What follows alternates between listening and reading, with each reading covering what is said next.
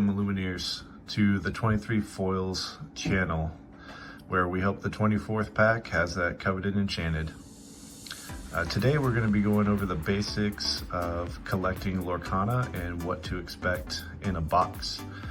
Here we have our first chapter box. We're going to get to ripping while I'm talking. So, as you know, this contains 24 packs of the first chapter. In each pack, there's roughly 6 common, 3 uncommon, 2 of either rare, super rare, or legendary, and a foil that has a chance of being an enchanted. Of these, if you don't get any significant hits, the prices are typically for commons and uncommons about $10 per thousand, or for how many comes in a box, roughly $2.16 worth. So just giving you guys some gauge of what to expect when going through these.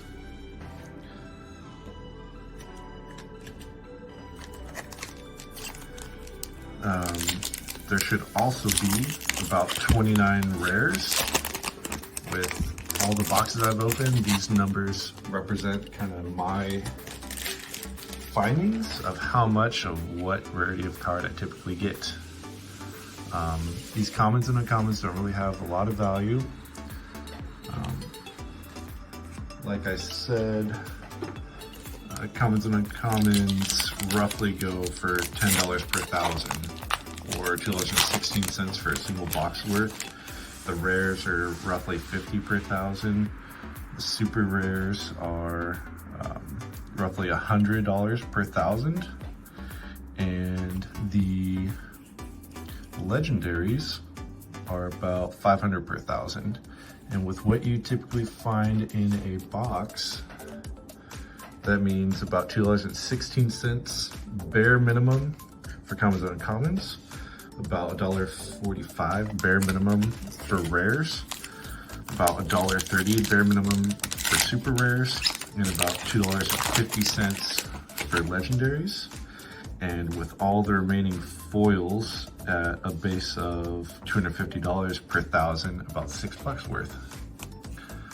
Granted, this is if every single card has no playability. You're getting a whole bunch of Gontus, you're getting no good playable cards, nothing collectible like a Brave Little Tailor Mickey, etc. Every time you get a playable card or a playable foil card or even a foil legendary, any foil legendary typically goes for about 15 bucks. So you just start marking up how ahead you are of each box. In addition, even though the commons and uncommons don't have any real value to me, it's always worth looking for cards with misprints that could be more valuable to other players and be sales. Misprints that you're typically looking for are crimps along the top where the card gets stuck in the packaging. You're looking for over inking or misinking, so the colors are kind of running on the card, or there's too much black saturation. Stuff like that can also typically fetch a better price to the right collector.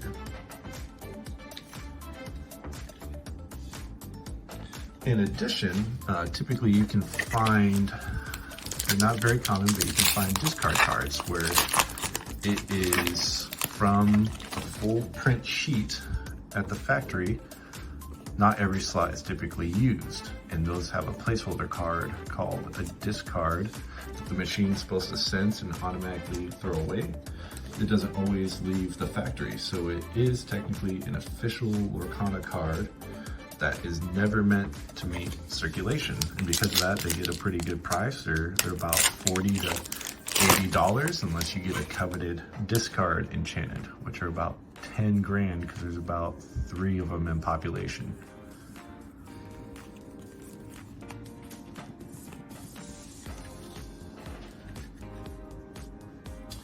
Otherwise, depending on what your needs are, what you're getting into Lorcana for, or what your goals are, if you're like me and you're just kind of chasing those enchanteds, all of this will become either trade fodder or be sold as bulk to trade towards an enchanted that was likely sold to a store. So I try to find as many deals as humanly possible and try not to buy above retail. I managed to luck out and get 12 boxes at MSRP within the last week. They are currently about $230 on TCG Player. So this was a stellar deal at $144 a box.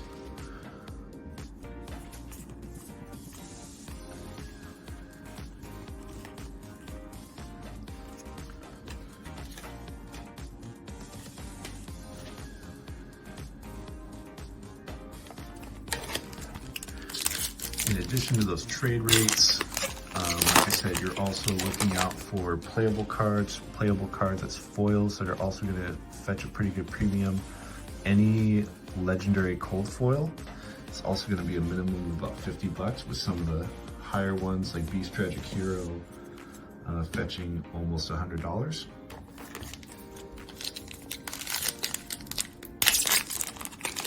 I like to hold on to all those as well, so maybe one day I'll show off my binder of legendary cold foils.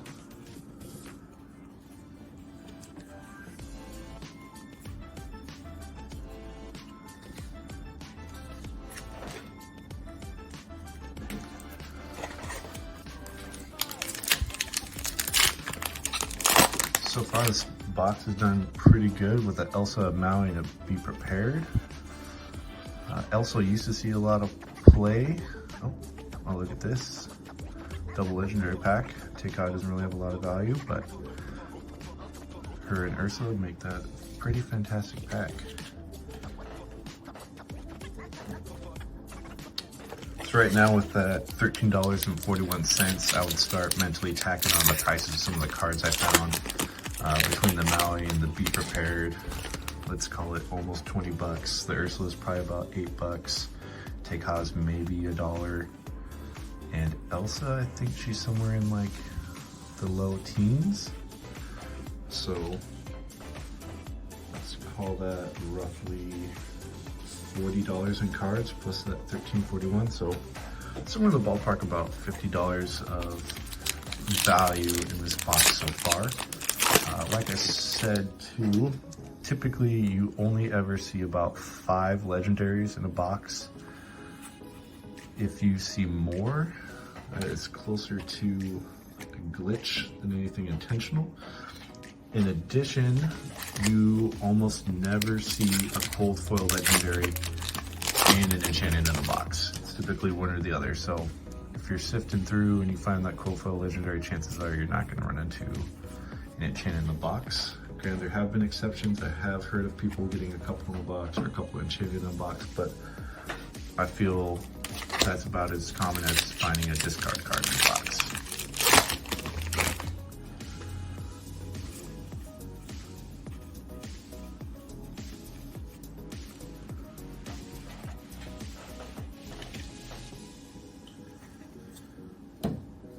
The big hits are obviously when you find an enchanted. Even the cheapest ones in the first set are at least $120 at the point of this video. So all it takes is just one of those and this box has already paid for itself in some change.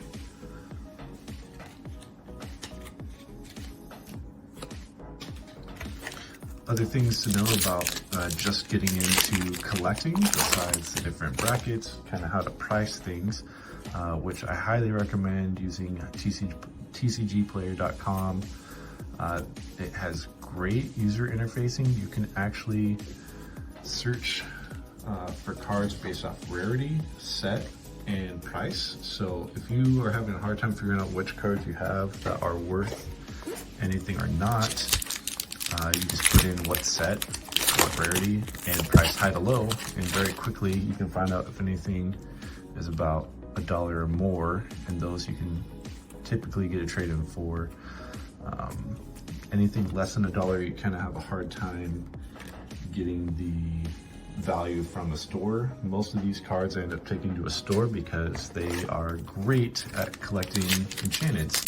And typically they're trying to make the upsell on playable cards and cards in general versus the enchanteds. And the enchanteds I end up getting at full TCG price. My cards, on average, if they're worth more than $1, I get about 80% trade-in value. And then otherwise, like I said, I go back to those bulk pricing. And here we have the last pack.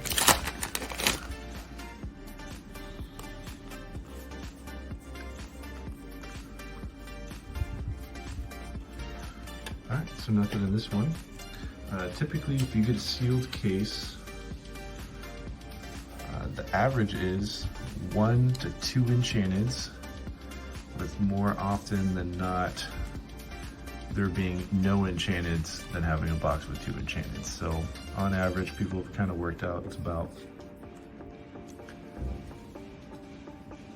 1 out of 96 packs you can get enchanted, and the best is probably 1 out of every 48. Anyway, tune in next time. I'll be going over some other major pointers, also ripping through a box. Have a good day. See you guys next time.